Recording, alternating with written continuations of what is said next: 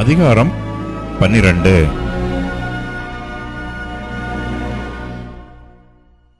ஆகையால் மேகம் போன்ற இத்தனை திரளான சாட்சிகள் நம்மை சூழ்ந்து கொண்டிருக்க, பாரமான யாவற்றையும் நம்மை சுற்றி நெருங்கி நிற்கிற பாவத்தையும் தள்ளிவிட்டு, விசுவாசத்தை துவக்குகிறவரும் முடிக்கிறவருமாய் இருக்கிற இயேசுவை நோக்கி நமக்கு நியமித்திருக்கிற ஓட்டத்தில் பொறுமையோட ஓடக்கடவோம்.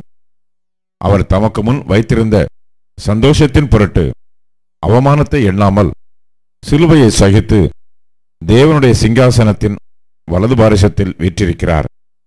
ஆகையால் நீங்கள் இளைப்புள்ளவர்களாய் உங்கள் ஆத்துமாக்களில் சோர்ந்து போகாதபடிக்கு தமக்கு விரோதமாய் பாவிகளால் செய்யப்பட்ட இவ்விதமான விபரீதங்களை சகித்த அவரையே நினைத்துக் கொள்ளுங்கள். பாவத்திற்கு விரோதமாய் போராடுகிறதில் இரத்தம் சிந்தப்படத்தக்கதாக நீங்கள் இன்னும் எதிர்த்து நிற்கவில்லையே. அன்றியும் என் மகனே, கர்த்தருடைய சிட்சையை அற்பமாக எண்ணாதே.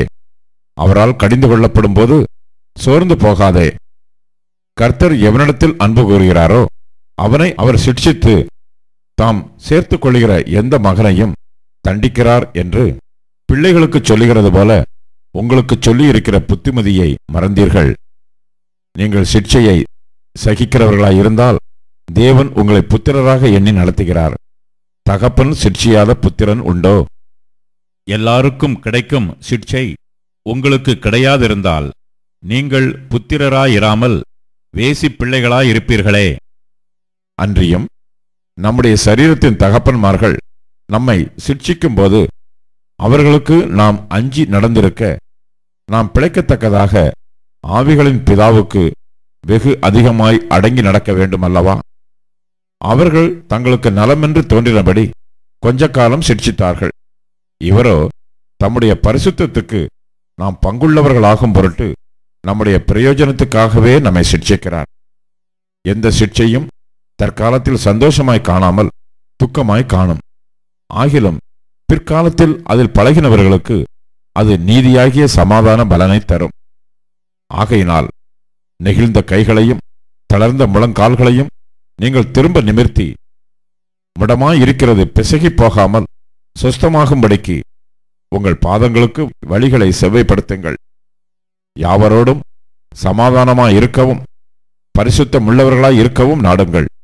பரிசுத்தமில்லாமல் ஒருவனும் கர்த்தரை தரிசிப்பதில்லையே. ஒருவனும் தேவனுடைய கிருபையை இழந்து போகாத படிக்கும் யாதொரு கசப்பான வேர் முளைத்தெழும்பி கலக்கமுண்டாக்குகிறதினால் அநேகர் தீட்டுப்படாதபடிக்கும், ஒருவனும் வேசிக்கள்ளனாகவும் ஒருவேளை போஜனத்துக்காக தன் சேஷ்ட புத்திர பாகத்தை விற்று போட்ட ஏசாவைப் போல சீர்கட்டவனாகவும் இராதபடிக்கும் எச்சரிக்கையாயிருங்கள். ஏனென்றால் பிற்பாடு அவன் ஆசீர்வாதத்தை சுதந்திரித்துக் கொள்ள விரும்பியும் ஆகாதவன் என்று தள்ளப்பட்டதை அறிவீர்கள். அவன் கண்ணீர் விட்டு கவலையோட தேடியும் மனம் மாறுதலை காணாமற் போனான். அன்றியும் தொடக்கூடியதும் அக்கினி பற்றி எரிகிறதுமான மலை நடத்திற்கும், மந்தாரம், இருள், பெருங்காற்று ஆகிய இவைகளிடத்திற்கும், எக்கால முழக்கத்தினிடத்திற்கும், வார்த்தைகளுடைய சத்தத்தினிடத்திற்கும் நீங்கள் வந்து சேரவில்லை. அந்த சத்தத்தை கேட்டவர்கள் பின்னும் தங்களுக்கு வார்த்தை சொல்லப்படாதபடிக்கு வேண்டிக் கொண்டார்கள். ஏனெனில் ஒரு மிருகமாகிலும் மலையை தொட்டால் அது கல்லெறியுண்டு அல்லது அம்பினால் எய்யுண்டு சாக வேண்டும் என்று சொல்லப்பட்ட கட்டளையை சகிக்க மாட்டாதிருந்தார்கள். மோசேயும் நான் மிகவும் பயந்து நடுங்குகிறேன் என்று சொல்லத்தக்கதாக அந்த காட்சி அவ்வளவு பயங்கரமாயிருந்தது.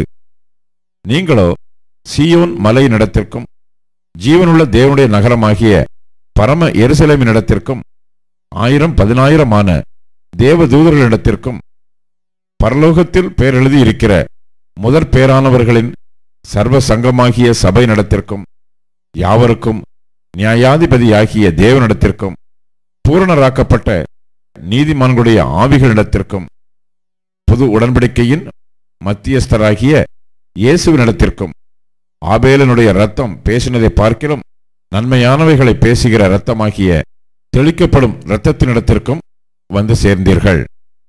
பேசுகிறவருக்கு நீங்கள் செவி கொடுக்க மாட்டோம் என்று விலகாதபடி எச்சரிக்கையாயிருங்கள்.